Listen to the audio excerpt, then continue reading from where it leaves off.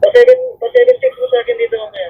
Okay, so pag-usapan po natin yung request din ng isa nating follower about doon sa papanong mag-logbook doon sa pwesto nila na kahit daw, I mean sa ano to, isa tong warehouse. So, hindi ko nababanggitin yung pangalan ng warehouse nila. Pero kilala to. Bilihan to ng mga tiles, syempre, andyan, yung mga gamit sa mga bahay, mga construction materials, yan. Mostly yung mga yan, mga tiles nga, binibili dyan. Marami, mga ilaw, mga ganyan. Ano yung paglalakbok na gagawin? So, maganda yung tanong niya. So, ang gagawin lang yan, ganito, madam. Ang una mong gagawin dyan, siyempre dapat, meron kang logbook para sa delivery at saka sa mga nabili na, mga outgoing. So, incoming, outgoing, dapat separate ang logbook natin. Halimbawa, ganito, dalawang logbook. Ang isang logbook sa delivery. Ang isa namang logbook sa mga outgoing na mga, nyari, or deliver na outgoing galing sa inyong area at saka yung delivery na papasok. At meron din kayo sa pang logbook para doon sa mga nabili na, yung na-purchase na. Yan, dapat magkakaiba yan. Kasi mamaya, ang iba kasi ang ginagawa, halo-halo. Hinahating logbook, may ganito. Para pag hiniram ng isang boss nyo yan, nadala na lahat, andun na lahat kasi halo-halo. Dapat isa-isa yan. Isang transaction, isang logbook. Huwag tayong magtipid. Okay, so bakit kailangan yung incoming iba? Siyempre po, iba yung mga serial number niya na lumalabas. Dapat lahat ng delivery, nandyan. Pati mga resibo, nakarecord lahat. Doon sa logbook ninyo, hahatiin nyo yan. Ilalagay nyo rito yung receipt number, yung delivery number ng resibo nila. Ilalagay nyo dito sa kabilang side. Tapos, items, tapos serial number ng items, and then remarks. Ano ba? Anyari, anong oras? Lagyan nyo ng time muna. Time, hati nyo yung logbook, di ba? Ano ba dito? Hati, may time, tapos yung resibo, yung number ng resibo nila, and then description, kung ano yung mga items, ilang piraso, and then remarks. If ng remarks, ano ba, kung may damage ba yan na-deliver o wala. So, naka-itemize po yan. Ganon. Ngayon, at anong company na anong company nag-deliver niyan? 'Di ba sa isang warehouse iba-ibang company nagdi-deliver niyan. So dapat nakalagay din doon 'yan. Siyempre may date lahat 'yan, tuloy-tuloy po 'yan. Iyon ang dapat na meron sa logbook. Dapat po mabusisi tayo sa mga delivery. Lagi natin tatandaan po 'yan. Kung yung delivery po sa inyo ay naka-seal, 'di ba? Yung mga seal yung minsan yan like sa mga 40-footer, 20-footer, ang ano niya kunyari galing ng ibang lugar, naka-sealed yung ano niya, yung pinaka container van. Ngayon, tingnan nyo din, may number din yun. Ilista nyo rin yun bago sirain nung mga maglalabas. At i-check ninyo, apan na tinatanggal yung sealed, siyempre, nakarecord sa inyo kung ano yung serial number ng sealed niya. Tapos, bago buksan yun, tingnan ninyo muna. Kasi, para klaro na yung container van may laman. Kasi may mga tinatawag tayong ghost delivery. May deliver yan, hindi chine-check ng guard, na okay, binaba na namin na yung pala, kulang na ibinaba or minsan walang dineliver. So, nagiging ghost delivery. Binabayaran ng company yun. Kaya, malaki ang loss. Nagtataka pag nag-inventory, wala yung ganito. Yung pala, hindi naman talaga na-deliver, pero may record tayo na delivery. Kailangan talaga, pag nag-deliver, tinitingnan talaga, chine-check talaga ng maigi yan. Ina-itemize, kumbaga. So, sa delivery yon.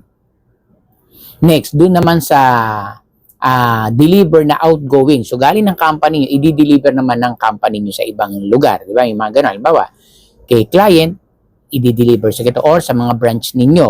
So, dapat may record din kayo doon. Ibig sabihin, yung dineliver na to is for branches. Diba? O, doon nakalagay lahat ng deliver for branches or deliver sa client, ibang logbook din yun. Ganon din, naka-itemize din. Kung ano yung lumabas, parang sa delivery, halos the same lang yung concept ng pag-dire-record din yun. Magkakaiba lang yan, saan dadalhin. Kumbaga doon sa remarks, going to, halimbawa, mayroon kayo ng going to branch in Bulacan, going to branch in Valenzuela, mga ganyan. So, record yon para yung movement ng items ninyo, nakikita saan napunta. Yun, may serial number yon. Para pag naghanap, alam ng guard, ay ma'am, na-record yan, ito po yan. Yan.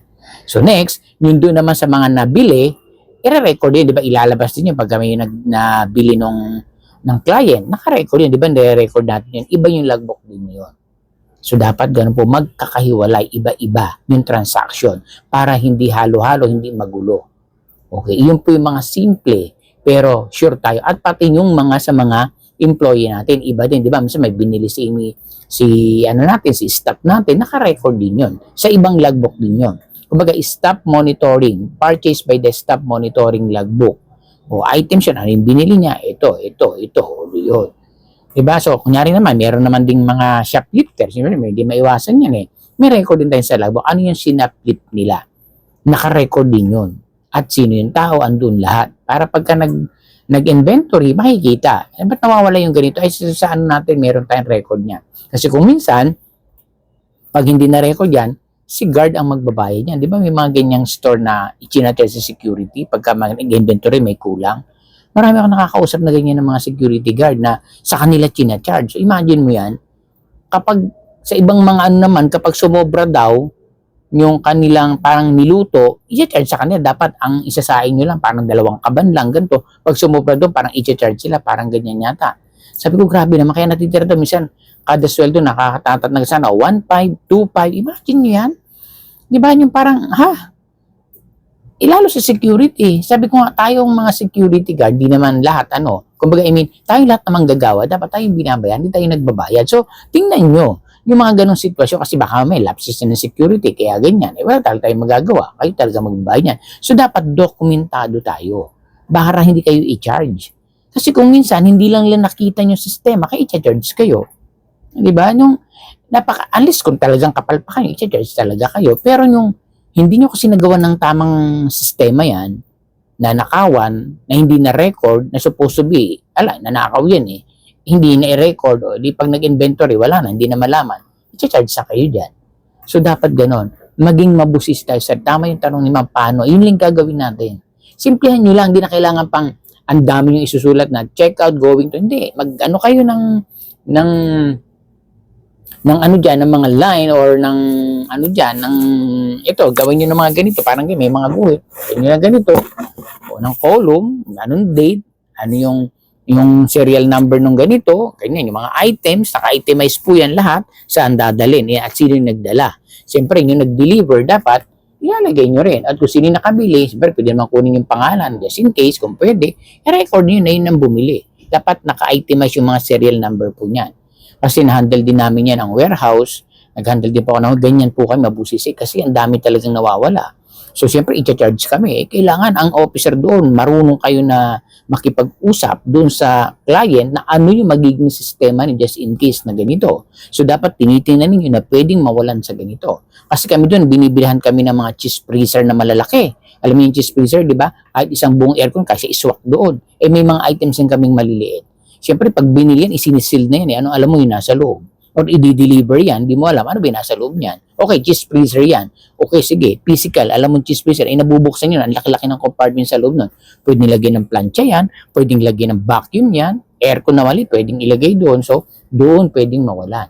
Kaya nga sabi ko noon, nag-request ako, talagang in-okay management na bago i-sealed nila yan ng mga staff, nakaharap kami mga security. Pag sinildan nila yan, hindi, pipirmahan namin yung gilid kasi pwede nilang tanggalin yung seal. Ang sinisil nila may tawag doon sa plastic na iniikot lang sa mga items eh. Siyempre kung wala na kayo, nasa loob ng warehouse yun, kung tanggalin yung palitan nila. So may perma kami. Bago ilabas yan, chinecheck namin yung perma doon sa mga gilid na hindi na dapat nilang matanggal. Kapag okay, papalabasin namin. Ganon, kasi marami talagang tatamaan. Kumbaga, maraming sagad talaga, maiinis kanyan. Normal yan. Ang isipin ninyo, bakit? Trabaho lang ito. Para din sa company yon nang hindi mawalan. Kasi syempre, kanya i-charge ng company yan just in case na mawalan. Sa mga security, sa mga staff. O ibig sabihin, yung gumagawa, hindi naman natin sinasabing ginagawa, just in case lang, okay na sa kanila. Kami ang kumuha niya, natural. Magbayad man kami, panalo kami, nagbayad ako ng 2,000. Ang nakulimbat naman is 10,000. Panalo pa din. Yung mga ganun sitwasyon, alam natin yan, real talk tayo. So ibig sabihin lang dapat, maging mabusisi, aware tayo, ano yung mga proseso, sabi nga yung system na gagawin ninyo na magiging safety tayo. Kaya nga, tayo mga security guard, nag-ano tayo ng seguridad, safety, bakit yung mga sarili natin hindi natin kayang secure? Secure muna, sabi nga, safety first. Ang hirap kaya magbayad, kaya ka nagtatrabaho para sa mwelo, para sa pamilya, para sa sarili, inyet, magbabayad ka. Kasi nga, mali, kumaga, hindi mali, kulang sa tamang sistema at proseso yung ginagawa. So, sino makikita niyan? Tayong mga security, magtulungan kayo dyan. Ano yung nakikita? Be observant. And then, i-inform sa officer. At si officer naman siya yung gagawa ng report para maayos yan nang hindi tayo magbabayad.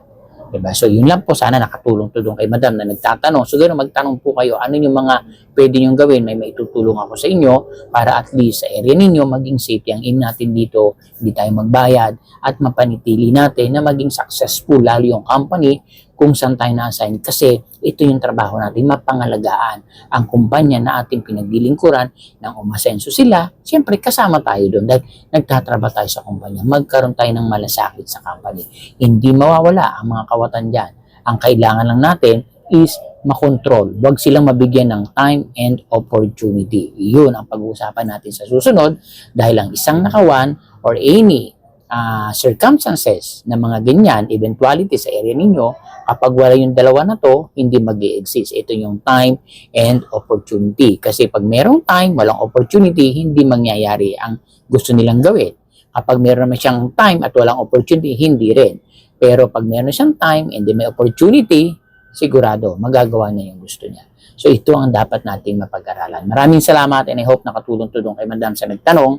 Sana po magawan po natin agad. Maganda po yan ang hindi po kayo magbayad. Ingat po palagi and God bless po.